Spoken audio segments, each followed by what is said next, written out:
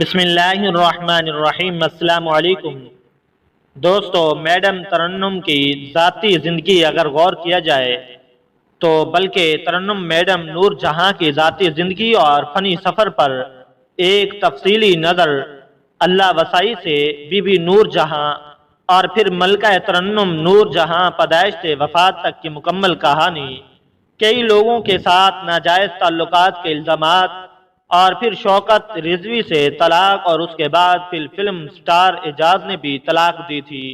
اللہ تعالیٰ کو میڈم نور جہاں کی کیا چیز پسند آئی کہ ان کی موت لیلۃ القدر کو ہوئی۔ 21 ستمبر 1928 کو برٹش راج میں پنجاب کے ضلع قصور میں پیدا ہونے والی ایک لڑکی جس کا نام اللہ وسائی رکھا گیا۔ ان کا گھرانہ موسیقی اور گانے بجانے سے وابستہ تھا۔ فیملی روایات کے مطابق اللہ وسائی کو بھی موسیقی کی تعلیم دلوانے کے لیے استاد کے پاس بٹھا دیا گیا۔ حالانکہ اللہ وسائی کو اداکاری کا شوق تھا، استاد بابا غلام محمد سے موسیقی کی تربیت لی، جس کو ہندوستانی کلاسک میوزک میں مہارت حاصل تھی۔ اللہ وسائی نے بہت کم وقت میں گلوکاری کو سمجھنا اور گانا شروع کر دیا۔ پھر اللہ وسائی اپنی بہنوں کے ہمراہ کولکتہ چلی، جہاں جا کر پہلی فلم پنجاب میل میں اداکاری گلوکاری بھی کی۔ یہ فلم 1935 کو ریلیز ہوئی۔ کولکتہ میں اللہ وسائی کی ملاقات اس وقت کے مشہور گلوکار مختار بیگم سے ہو گئی۔ مختار بیگم نے اللہ وسائی میں موجود ٹیلنٹ کو پہچان لیا۔ مختار بیگم نے اللہ وسائی کو بی بی نور جہاں کا نام دیا، اور یوں اللہ وسائی سے نور جہاں کے سفر کا آغاز ہوا۔ مختار بیگم نے اپنے شوہر آغا حاشر کاشمیری کو سفارش کی کہ وہ بی بی نور جہاں کو اپنے تھیٹر میں ملازمہ رکھ لیں۔ نور جہاں خود بھی بار بار اپنے مختلف انٹرویوز میں اعتراف کیا کہ مختار بیگم کی آمد اور انہی کے انداز کو نقل کرتے ہوئے سفید ساڑی پہن کر انہی کی طرح ساڑی کا پلو انگلی پر لپیٹتی تھی۔ نور جہاں کی بہنوں کو ایک کمپنی میں ملازمت مل کے یہ تینوں بہنیں پنجاب میل کے نام سے مشہور ہوئیں۔ نور جہاں نے متعدد فلموں میں اداکاری کی۔ 1937 میں فلم ہیر سیال میں نور جہاں نے ہیر کے بچپن کا کردار ادا کیا۔ کولکتہ میں کچھ عرصہ قیام کرنے کے بعد نور جہاں واپس لاہور آ گئیں۔ ماسٹر غلام حیدر نے نور جہاں کے لیے کچھ تربیت دی، جن کو نور جہاں نے گایا اور اپنے شہرت میں اضافہ کیا۔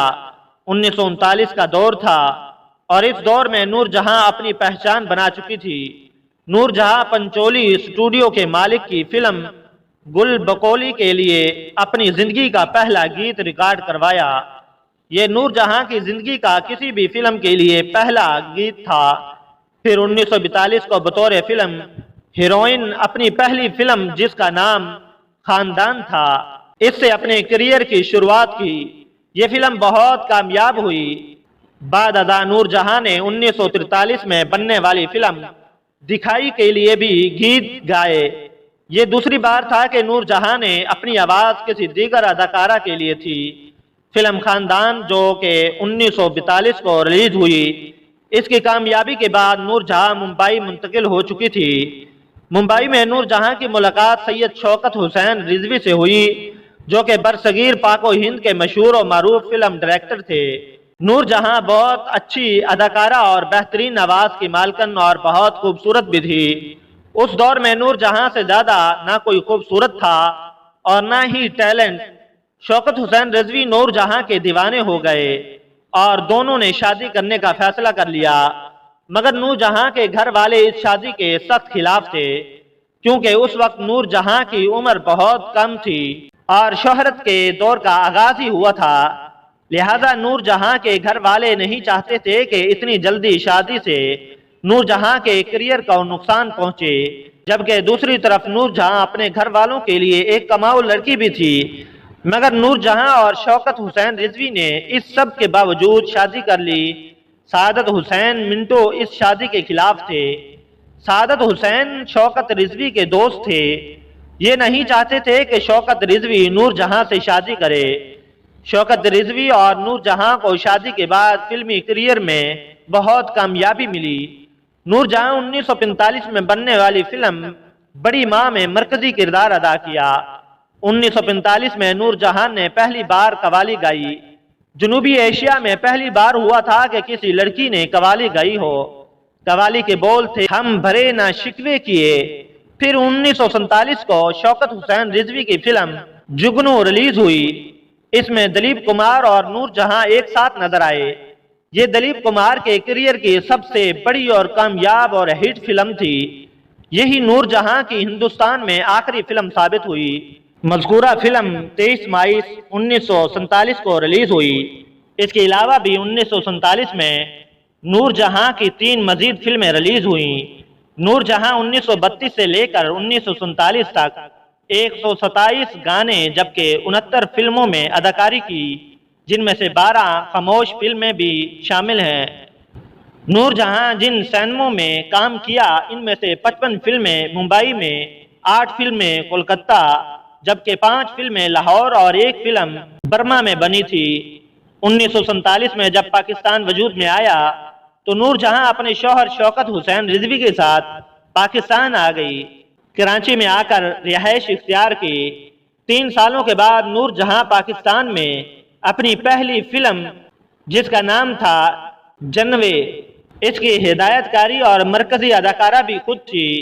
ایک پنجابی فلم تھی جس میں تو سنتوش کمار اور ہیروئن نور جہاں۔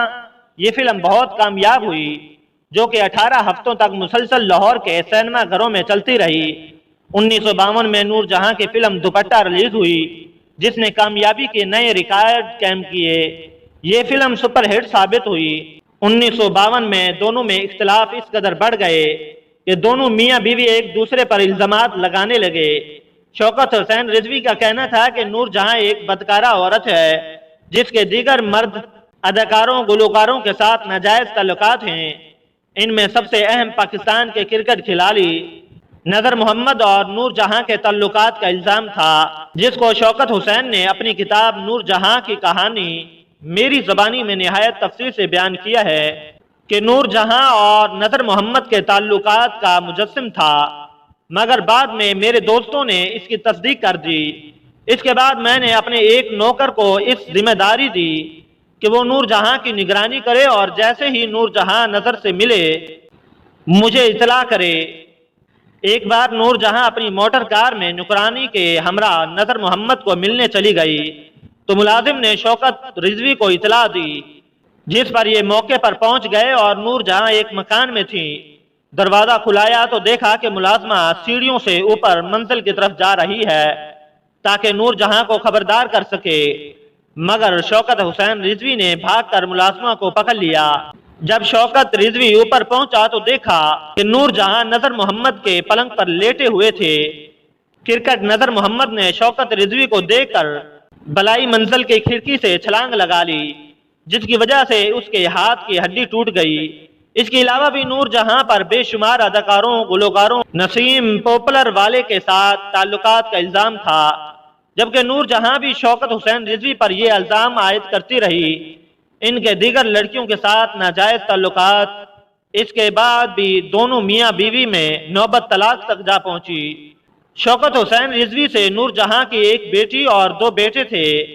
بیٹوں کا نام اکبر رضوی اور اصغر رضوی، جبکہ بیٹی کا نام ذوالحوا تھا۔ شوکت حسین رضوی سے طلاق لے کر نور جہاں نے اپنے بچے اپنے پاس رکھے۔ اکبر، اصغر اور بیٹی کا انتقال ہو چکا ہے۔